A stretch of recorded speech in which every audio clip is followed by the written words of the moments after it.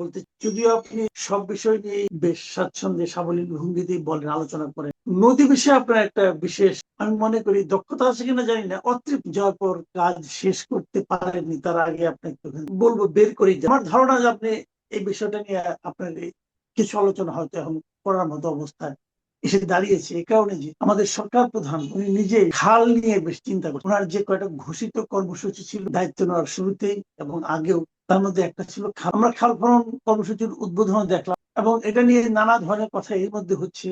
অনেকে বলছেন যে ওনার মধ্যে অনেকে পিতা শহীদ রাষ্ট্রপতি জিয়াউর রহমানের ছায়া দেখছেন, আবার অনেকে বলছেন জিয়াউর রহমান সাহেব যখন এটা করেছিলেন তখন সেই যে বাস্তবতা ছিল এখন তো আর সেই বাস্তবতা না, কাজে এই সময় এটা করাটা কি কেবলমাত্র স্টান্টবাজি নাকি আসলে এর কোন রকম উপকারিতা। আমি যদি আরেকটু ডিপে যেতে চাই, সেক্ষেত্রে আমি বলবো আপনার কাছ থেকে আমি হয়তো এটাও জানতে চাই, খাল খনন করলে কিভাবে করলে কি হতে পারে, অথবা যেভাবে হচ্ছে এটা, এই সবগুলি প্রশ্ন একবারে করলাম, আপনি একটা একটা করে অল্প অল্প করে জবাব দেন, তাহলে সেখান থেকে হয়তো আমি আবার একটা সাপ্লিমেন্টারি কোশ্চেন করতে। এটা একটা বড় ধরনের উদ্যোগ। 20,000 কিলোমিটার খাল খনন পুনর্খনন একটা বিশাল একটা কর্মযোগ অ্যাকচুয়ালি।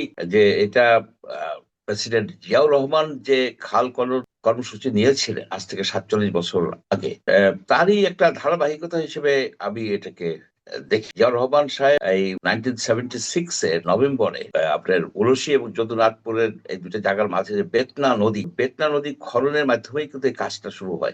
আমরা তখন স্টুডেন্ট, আমরা মনে আছে যে উনি একটা বক্তৃতায় উলসি যদুনাথপুরের অনেকবার উল্লেখ করেছিলেন, কেউ কেউ বলেন 19 বার উনি এই জায়গাটার কথা উল্লেখ করেছিলেন। এবং জিয়াউর রহমানের সেই খাল খনন যে কর্মসূচি কিন্তু লোকজন মনে করে, তবে প্রেক্ষিত ভিন্ন হয়ে গেছে। সেই সময় যেটা ছিল এখন কিন্তু সেই অবস্থা নাই। সেই সময় নদীতে এত বেশি দূষণ ছিল না, দখল ছিল না। আর একটা বিষয় ছিল কি, ৭২ যে একটা দুর্ভিক্ষ হয়েছিল বাংলাদেশে, তখন খাদ্যের বিশেষ সংকট ছিল। তো ওনার উদ্দেশ্যই ছিল যে খাদ্য উৎপাদন কিভাবে বাড়ানো যায়, তার জন্য সেচের পানি দরকার। সেচের পানির নিশ্চয়তার জন্য সংস্থান করার জন্যই কিন্তু মূলত খাল খননের ছিল, মানে উদ্যোগটা নেওয়া হয়।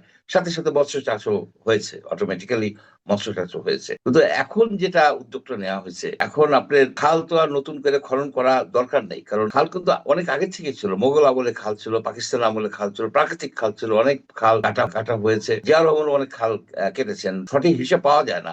500 কিলোমিটার নতুন খাল কেটেছে, আবার বাকি প্রায় 5-6 হাজার, টোটাল 6,000 কিলোমিটার পুনর্খনন করা, টোটাল 6,000 খাল পুনর্খনন মানে সংস্কার করা হয়। খাল সাধারণত বাংলাদেশে যেটা হয় যে আপনার পলি পরে, তো অব্যবস্থাপনা, পলি পড়লে কিন্তু খাল আপনার বন্ধ আচ্ছা, হয়ে আমি যায়, বিশেষ করে। আপনাকে একটু থামাই একটা জায়গায়। আমরা তো আসলে শৈশব থেকে যে খাল বিল নদী নালা এগুলি দেখে দেখে আসলে খালের প্রয়োজনীয়তাটা কেন, খালে কি হয়, খাল থাকলে কি লাভ হয়, না থাকলে কি লস হয়, আগে কি লাভ হতো অথবা এখন কি লাভ হওয়ার সম্ভাবনা, একটা খাল খাল থেকে আমি কি লাভ পেতে পারি এই।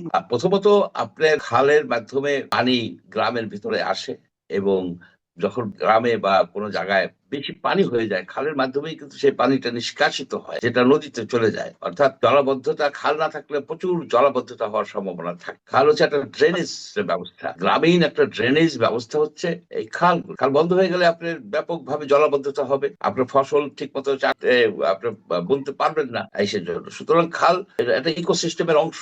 তবে অনেকেই ভাবে কি খাল মনে হয় একটা আলাদা জিনিস। নো, খাল নদীরই অংশ, নদীরই একটা পার্ট, কারণ খাল তো নদীর সাথে সংযুক্ত। এই যে শাহপাড়া খাল, যেটা প্রাইম মিনিস্টার আমাদের প্রধানমন্ত্রী তারেক রহমান সাহেব উদ্বোধন করলেন, এটা কিন্তু দুইটা নদীকে সংযোগ করে, ঢেপা নদী পুনর্ভব। ঢেপা নদী থেকে পানিটা এসে পুনর্ভবার দিকে যায়, ওইখানে স্লোপ আছে। এখন এই যে যায়, এখন তো যেতে পারে না, এখন খাল সেখানে বন্ধ হয়ে গেছে, মানে হয়ে গেছে, কি বলে যে সিল্টেড হয়ে গেছে, পলি পড়ে গেছে, জায়গায় জায়গায় বন্ধ হয়ে গেছে। এখন সেটাকে যদি চালু করা যায়, তাহলে বর্ষাকালে ঢেপা নদী থেকে পানি এখানে আসবে, প্রবাহিত হবে, এবং পানি আপনি রেগুলেটরের মাধ্যমে ধরে রাখবেন। সেই পানিতে আপনি হাঁস চাষ করতে পারবেন, মাছ চাষ করতে পারবেন, ইরিগেশন করতে পারবেন।